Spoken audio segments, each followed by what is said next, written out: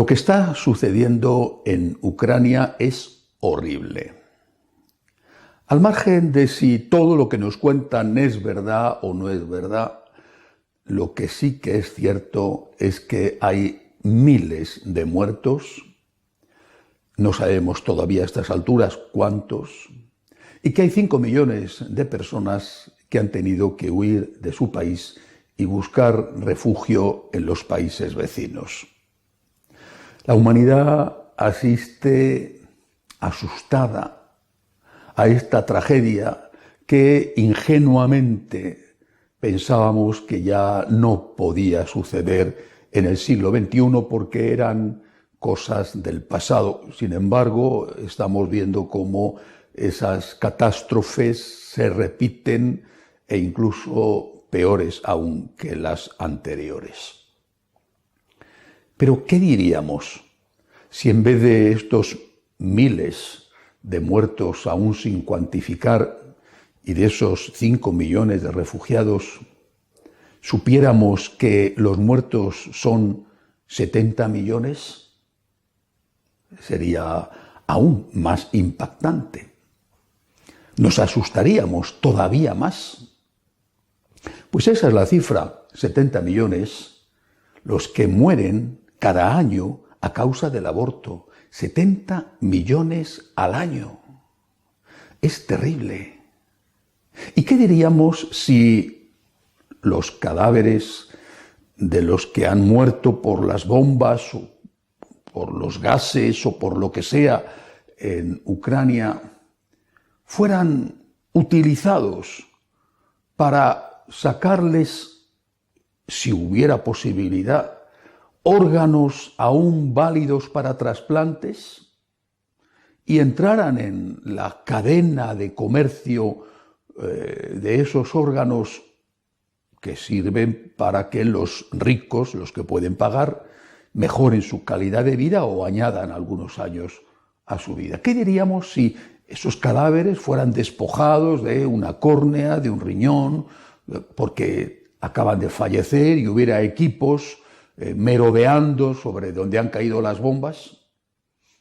Diríamos que es aún más horrible que la muerte en sí.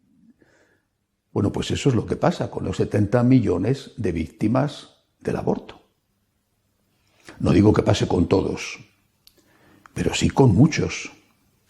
Son troceados, recién sacados del vientre de la madre, para ver si se puede aprovechar algo de ellos para los trasplantes al servicio, insisto, de los que pueden pagar. A veces nos llegan noticias de China que dicen que en las cárceles chinas, no sé qué tipo de prisioneros, pero que algunos de ellos son ejecutados para obtener esos órganos y ponerlos a la venta en el mercado mundial de trasplantes. Nos horroriza. Incluso llegan noticias de que algunos de esos prisioneros se les mantiene vivos y van quitándoles poco a poco esos órganos que son después vendidos al mejor postor. Es horrible. Bueno, pues, ¿qué diríamos si Occidente, y no solo Occidente, está utilizando ese mismo procedimiento no con prisioneros, sino con niños? Diríamos que la humanidad ha dejado de ser humana y se ha convertido en un sucedáneo patético de lo que es la verdadera humanidad. Bueno, pues que eso es lo que está sucediendo. Acaba de ser aprobada una ley en el estado de California, teóricamente modernísimo y riquísimo, una ley que va a permitir el infanticidio. Se podrá matar o dejar morir a los niños ya nacidos hasta 28 días después del parto. Naturalmente, las multinacionales del aborto han exultado de alegría. Más posibilidades de hacer negocio troceando a esas criaturas que ya han nacido repito, 20, 25, hasta 28 días después del parto, más posibilidades de ofrecer al mercado de trasplantes órganos útiles y válidos.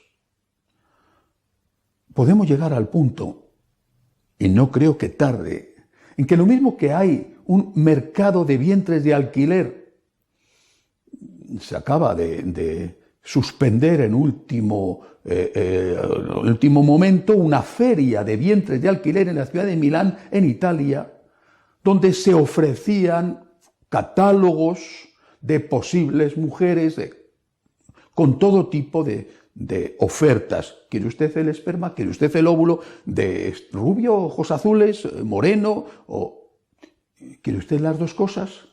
Todo esto se lo ofrezco. Y además, decía la publicidad, que si no le gustaba el producto final, es decir, el niño recién nacido, no se preocupe usted que eso se desecha. Es decir, el niño recién nacido, hacerlo pedacitos para el mercado de órganos. Bueno, pues ahora habrá, a no tardar mucho, un mercado de embarazos, no para dejar a esos niños en adopción, sino para que nazcan, ser sacrificados después de muertos y vender los cachitos para los que puedan pagarlos.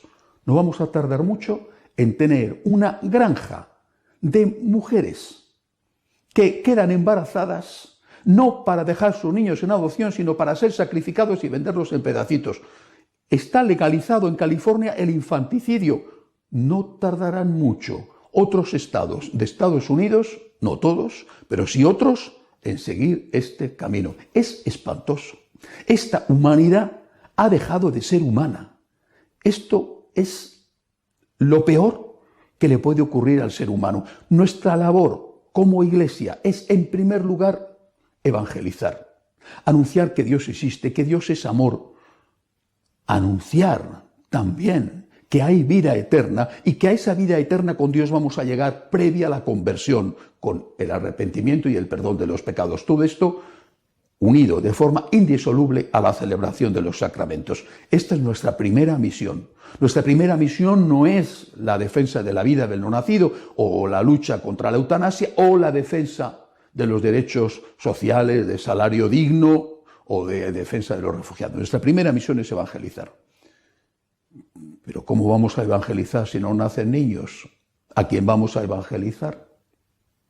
Es decir, la evangelización, que es nuestra primera misión, va unida a la defensa de la familia, a la defensa de la vida, del no nacido, a la lucha contra la eutanasia, también a la lucha contra la ideología de género, que es mortal y enormemente dañina para la persona y para la sociedad.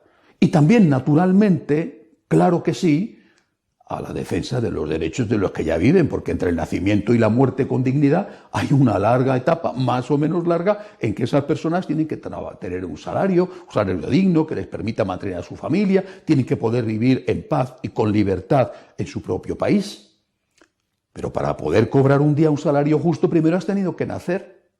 Y para poder ser evangelizado, primero has tenido que nacer. Es un error considerar que la defensa de la vida o la lucha contra la eutanasia es de los católicos conservadores y que la defensa de los derechos de los trabajadores es de los católicos liberales o progresistas. Lo primero que tenemos que hacer los católicos, todos, empezando por aquellos que es nuestra obligación como sacerdotes, lo primero que tenemos que hacer los católicos es evangelizar. Dios existe, Dios te ama, hay vida eterna y vas a ir a esa vida eterna por la misericordia divina si estás arrepentido de tus pecados y estás luchando por convertirte. Esto es lo primero. Pero junto a esto, en primer lugar, después de esto, junto a ello, la defensa de la vida.